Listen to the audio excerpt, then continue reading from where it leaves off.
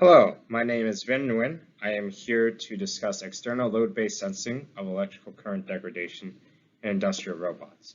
Co-author on this paper is Jeremy Marvel, and we are both affiliated with the National Institute of Standards and Technology. So the advantages of industrial robots is that they are flexible, cost-effective, and customizable. However, they are subject to low accuracy, require supplemental sensors, and they are also influenced by the degradation of their electrical current sensors, which is the topic of this work today. So the electrical current sensors in industrial robots are used for calculating parameters including joint torques, payload forces, and safety limiting applications. However, these sensors are known to drift over their lifetime, thus influencing robot performance.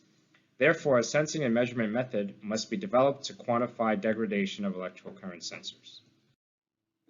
So here in this work, we propose this system that we see here, where we have a load cell mounted to each of the robot joints. Then we also have a hard stop.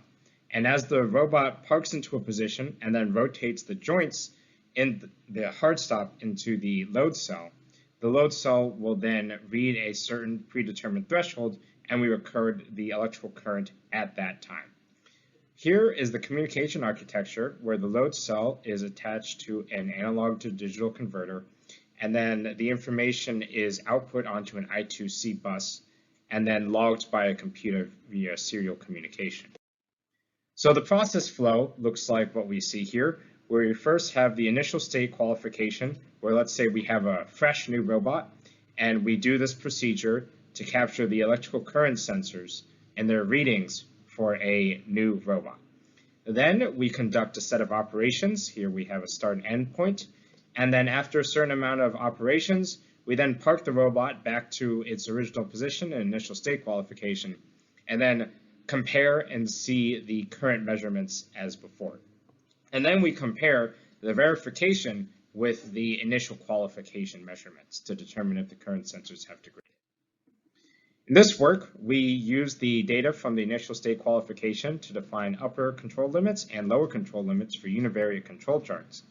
And then we compared this method to just parking the robot in a position without interfering with load cells. So this is a free loading condition where we just park the robot in a position and then we read the measurements.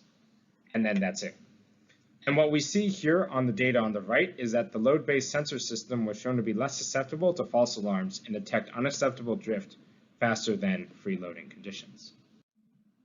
So in conclusion, an external load-based sensing system was shown to be more consistent than free loading conditions in detecting electrical current sensor degradation. However, this approach restricts the robot's workspace in addition to not directly measuring current, because we're using load cells that measure force. Thus, future work involves using redundant direct electrical current sensors for direct one-to-one comparison. The authors would like to thank the National Research Council Fellowship for their support, in addition to the IEEE Sensors 2021 conference. Thank you for your time.